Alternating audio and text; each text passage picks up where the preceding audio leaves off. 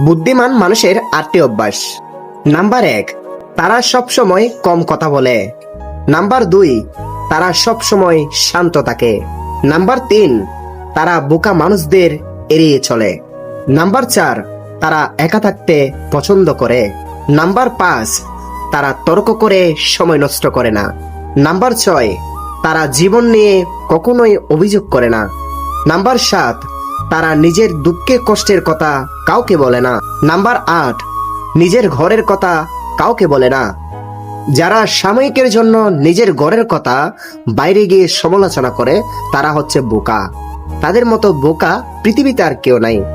কারণ আপনি সাময়িক একটু নিজেকে সান্ত্বনা দেওয়ার জন্য অন্য কাউকে গিয়ে বুঝান, অথচ সেই মানুষটাই পরবর্তী আপনার সাথে কোনো সময় ঝগড়া লাগলে সেই বোঝানো কথাগুলো একদিন তুলে ধরবে, তখন মান সম্মানটা আপনারই যাবে। এটাই মনে রাখবেন।